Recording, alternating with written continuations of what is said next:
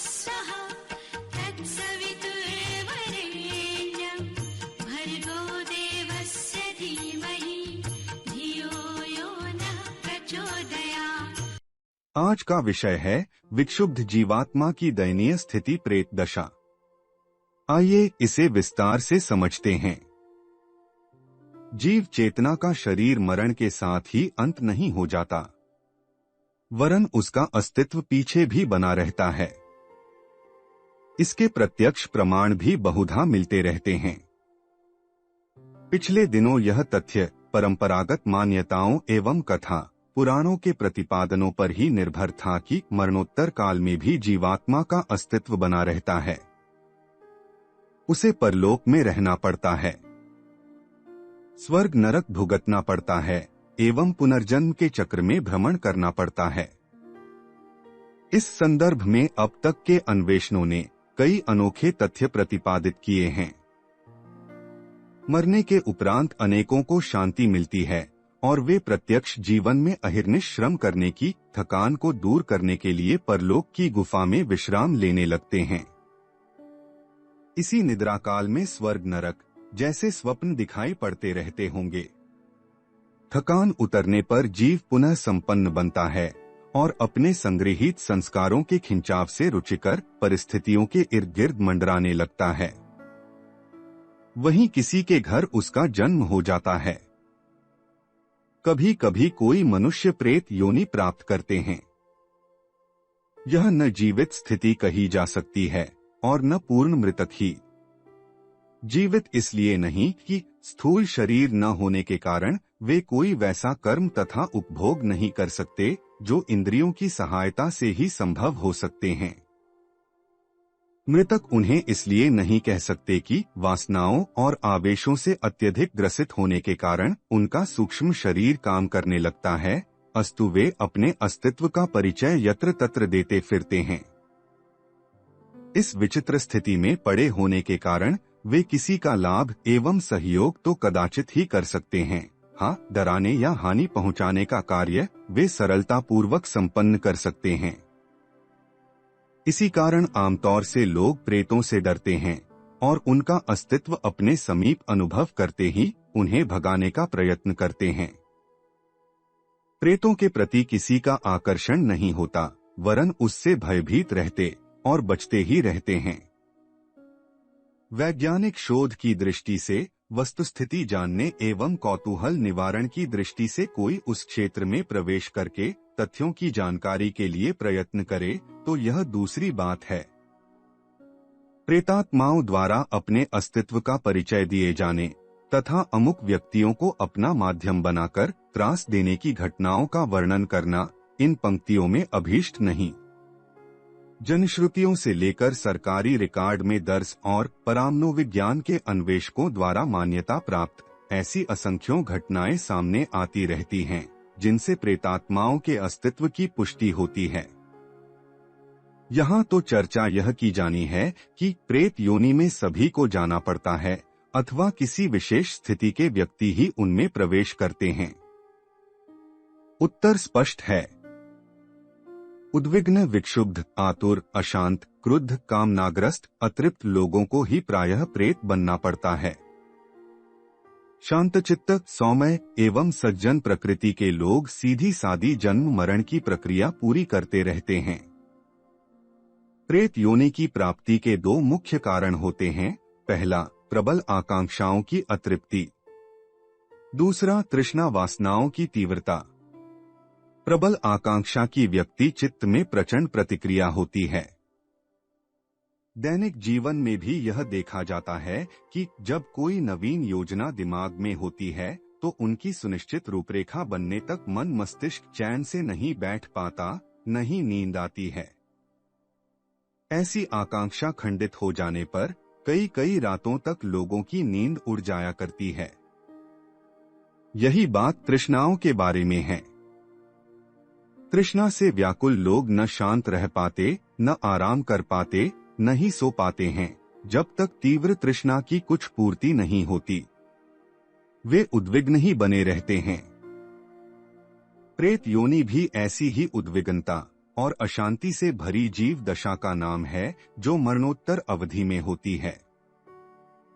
हम भारतीयों की यह जो मान्यता है कि धन, पुत्र, वासना आदि पर आसक्ति रहते यदि किसी व्यक्ति की मृत्यु हो जाती है तो उसे कई बार मृत्यु के बाद बहुत समय तक किसी भूत प्रेत की योनि में रहना पड़ता है।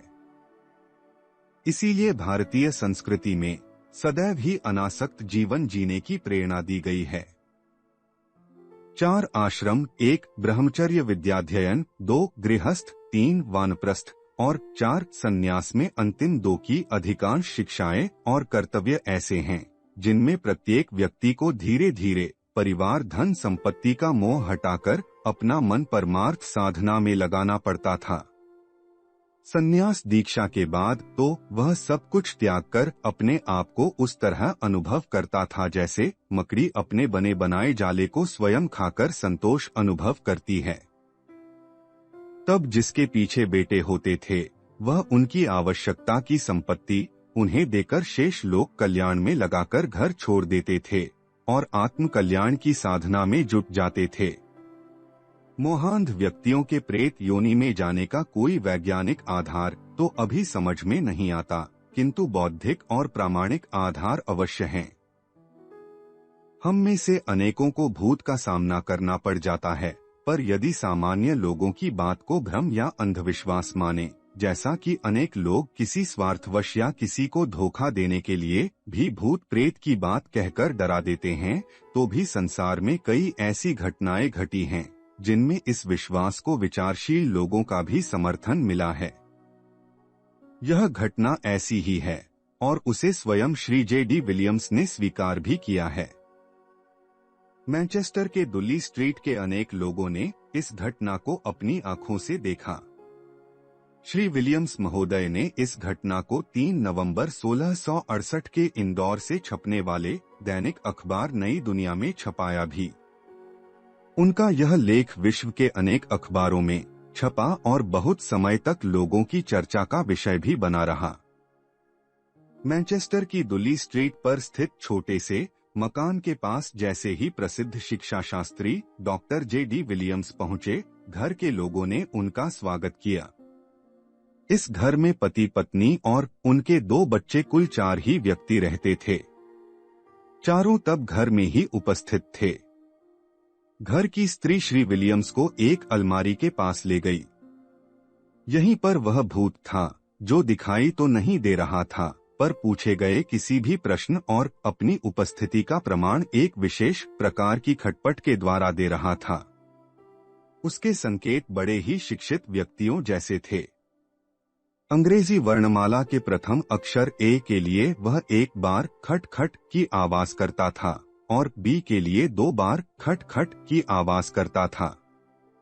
इसके आगे जो अक्षर जितने नंबर पर पड़ता, उस अक्षर के लिए उतने ही बार बिना रुके खट खट खट का उसने संकेत बना लिया था। उसी के माध्यम से वह पूछे गए प्रश्नों के उत्तर भी देता था। यह खेल सारे दिन चलता रहा। घर के दूसरी ओर ऐसी कोई वस्तु नहीं थी कि वहां से खट खट की आवाज आ रही होती। लोगों ने सारी संभावनाएं पहले ही छानबीन ली थीं।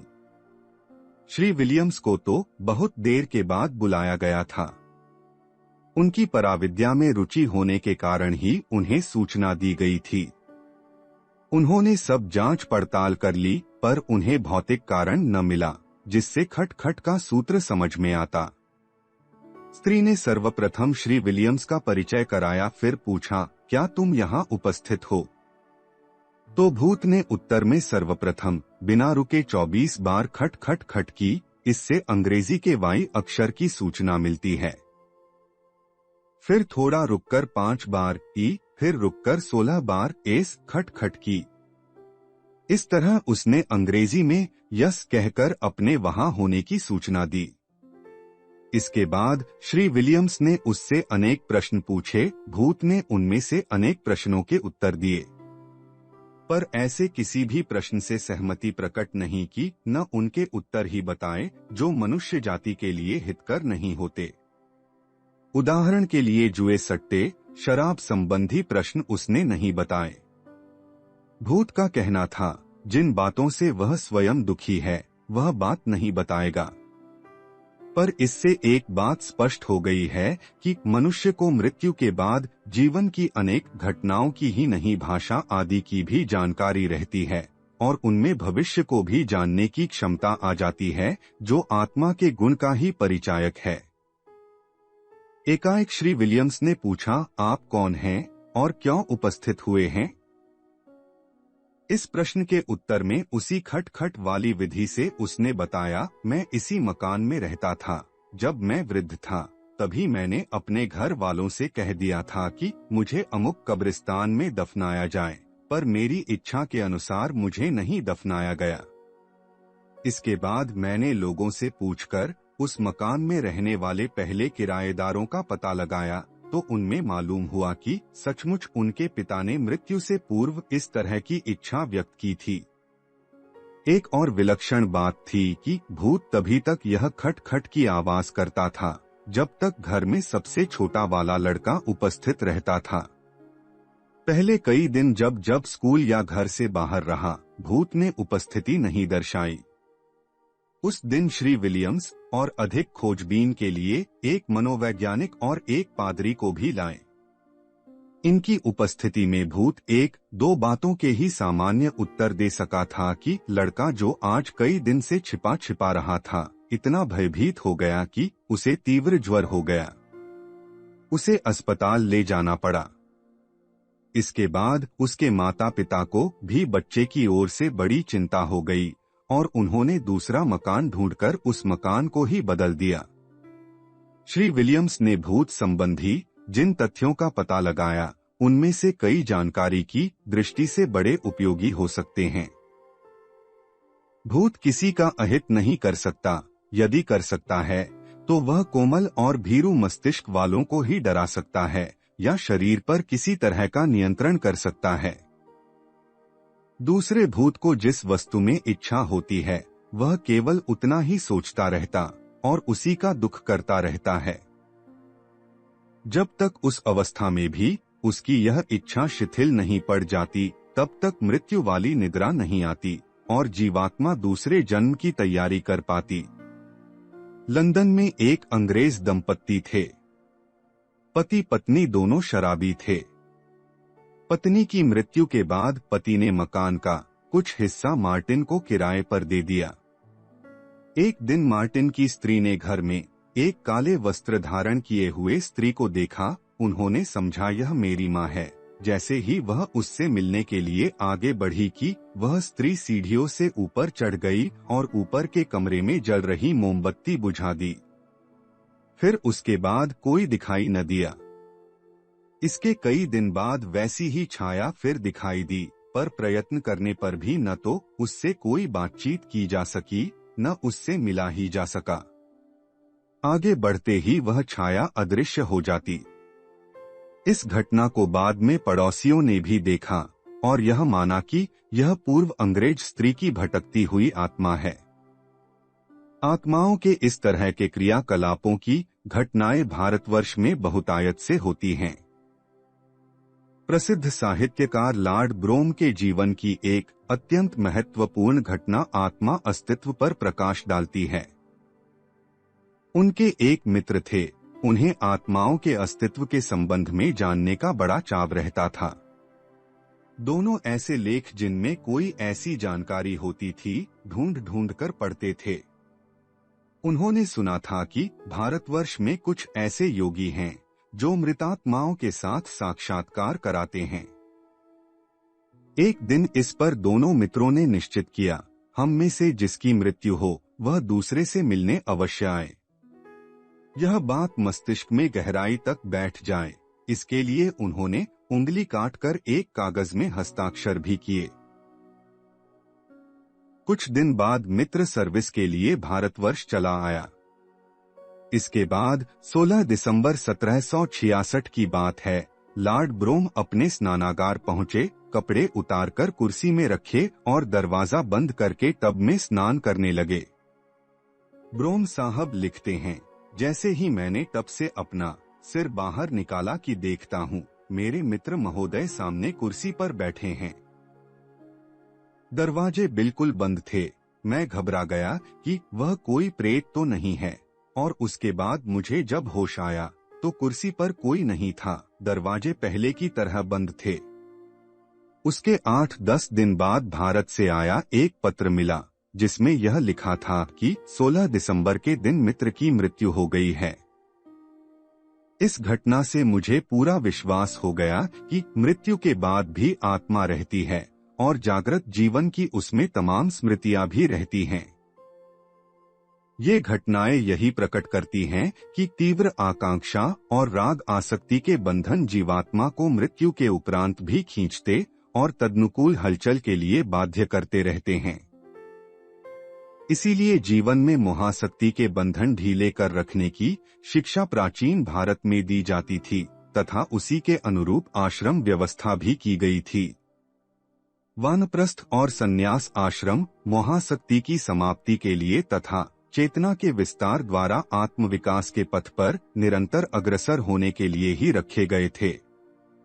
मृत्यु के समय मरणशील व्यक्ति से दान कराने की व्यवस्था मृत्यु भी इसी कारण थी कि व्यक्ति के सब मोह मिट जाएं, आसक्ति के बंधन छूट जाएं। अंतिम समय व्यक्ति के भीतर वे ही संस्कार तथा वे ही आकांक्षाएं प्रबल होकर उभर आती हैं, जो जीवन भर आस्था के क्षेत्र में व्यक्तित्व का मूल बनी फैलती और घुली मिली रहती हैं। अंत समय में उभरी भावनाएं ही मरणोत्तर जीवन में भी सक्रिय रहती हैं।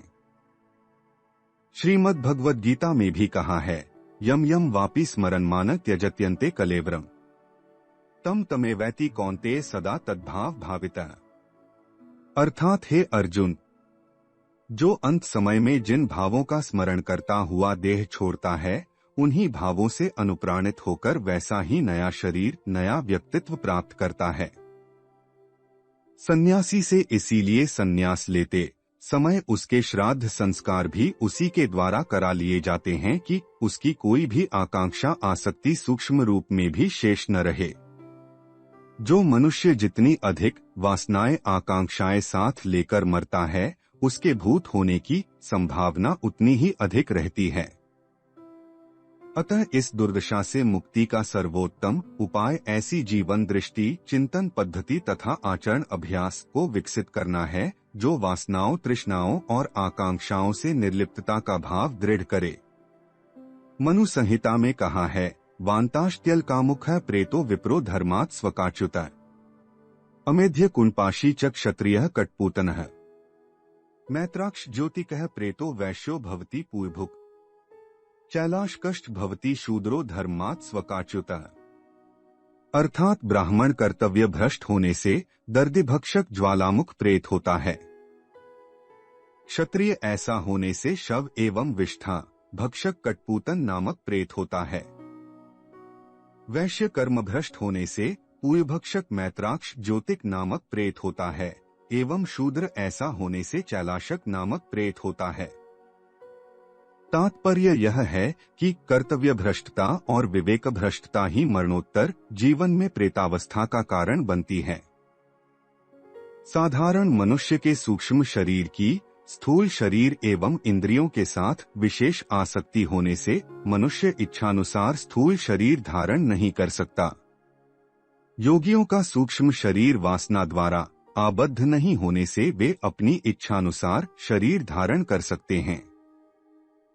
प्रेतों का स्थूल शरीर होता ही नहीं, केवल सूक्ष्म शरीर होता है। सूक्ष्म शरीर में असीम बल है, इस कारण प्रेत वासना के वेग को प्रबल बनाकर आवश्यकतानुसार स्थूल शरीर धारण कर सकता है। किंतु योगी के स्थूल शरीर धारण एवं प्रेत के स्थूल शरीर धारण में अनेक अंतर है। योगी का अंतःकरण वासनारहित होने से वह योग सिद्धि की सहायता से अपनी इच्छानुकूल नाना प्रकार का शरीर धारण कर सकता है। प्रेत ऐसा नहीं कर सकता, वह केवल अपनी किसी तीव्र प्रबल वासना के अनुसार थोड़े समय के लिए स्थूल शरीर बना सकता है। उदाहरणार्थ, यदि किसी माता का चित्त अपने पुत्र में आसक्त हो, वह उसी का ध्यान करते हुए शरीर त्याग करे, एवं इसी कारण उसको प्रेत योनि की प्राप्ति हो तो वह उस वासना के तीव्र वेग से अपने पूर्व स्थूल शरीर के अनुरूप ही स्थूल शरीर बनाकर पुत्र के निकट आ सकती है। ऐसे ही स्त्री पति के निकट या पति स्त्री के निकट आ सकता है।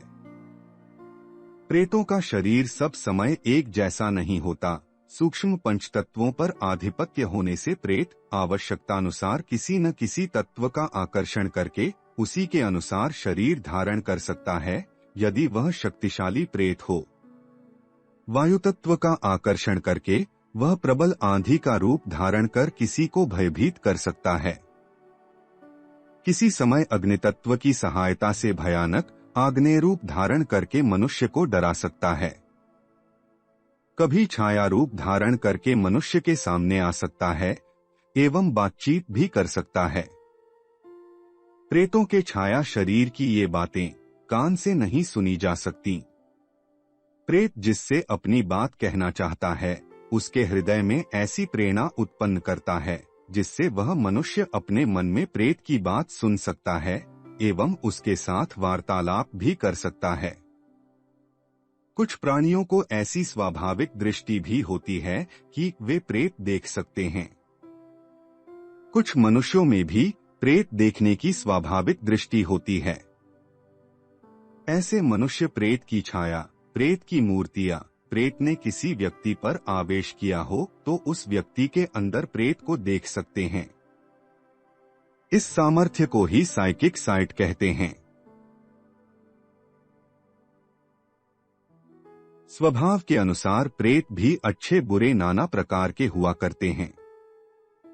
सच्चरित्र निरीह व्यक्ति मोहादि के कारण प्रेत्योनि प्राप्त करके भी किसी का अनिष्ट अथवा हानि नहीं करते हैं, किंतु जो मनुष्य स्त्री या पुरुष जीवित अवस्था में ही दुष्ट प्रकृति के होते हैं वे मृत्यु के अनंतर प्रेत्योनि प्राप्त करने पर अपनी दुष्टता से बाज नहीं आते हैं।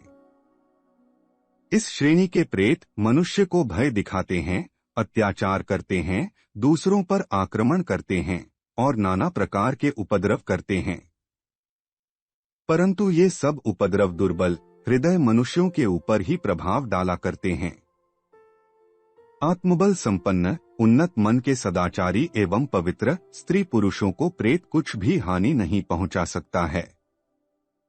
प्रायः स्त्री या बालक पर ही प्रेतों का आक्रमण देखा सुना जाता है, क्योंकि इन दोनों में मानसिक भावनाओं की स्वभावतः प्रधानता हुआ करती है, ज्ञान की प्रधानता नहीं रहती। नीच प्रकृति के दुष्ट प्रेत जिस पर आक्रमण करते हैं उसको आत्महत्या कर डालने के लिए भी प्रेरणा करते हैं, जिससे वह मरने के बाद उन्हीं की योनि में आ जाए। आत्महत्या करके प्राण त्याग करने वाले प्रेतों में आत्महत्या करने की अंतिम प्रवृत्ति प्रबल रूप में रहती है, इस कारण वह दूसरों को भी उसी के लिए प्रेरित करता है। विक्षुब्ध अशांत उद्विग्न जीव अपने विक्षोभ और उद्विग्नता के ही विस्तार की घुन रहते हैं।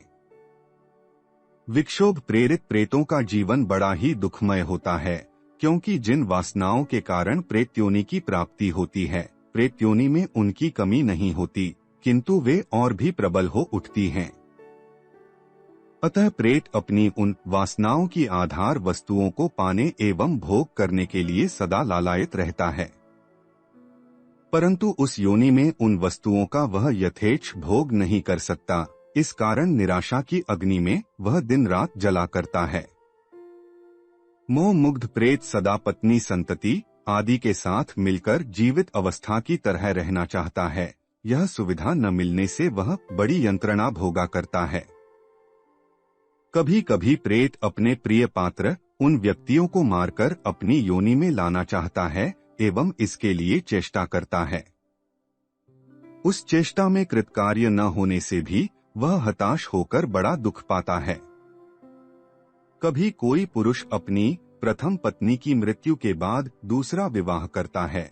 ऐसी दशा में यदि उसकी प्रथम पत्नी को प्रेतत्व हुआ हो एवं उस मृत स्त्री की आसक्ति अपने जीवित पति पर हो जैसा होना स्वाभाविक है, तो वह अपनी सपत्नी की ईर्ष्या में दिन रात जला करती है और वह अपने पति के पास स्वयं आना चाहती एवं सौत के साथ पति का विच्छेद कराने की यथासाध्य चेष्टा भी करती है। जिस घर में दंपत्ति रहते हैं उसी में वह प्रेत्योनि प्राप्त स्त्री भी रहने की चेष्टा करती है। इसी प्रकार आजीवन धन संचय करके जो कृपण धन के मोह से प्रेत होते हैं वे भी घर के जिस स्थान में उनका धन रहता है वहीं सदा रहने की चेष्टा करते हैं। वह धन ले जाने का भी प्रयत्न करते हैं एवं उस प्रयत्न में कृतकार्य न होने पर हताश होकर बड़ी वेदना भोगते हैं। ऐसे ही व्यभिचारी पुरुष प्रेत्योनि में जाकर अपनी व्यभिचार वासना को परित्याग नहीं कर सकते। इस कारण ऐसे प्रेत पर स्त्री या ऐसी प्रेतिनी पर पुरुष के साथ अपनी नीच वासना चरितार्थ करने की चेष्टा करती है। प्रेतों की इस प्रकार की कामासक्ति के अनेक प्रत्यक्ष प्रमाण सुने गए हैं।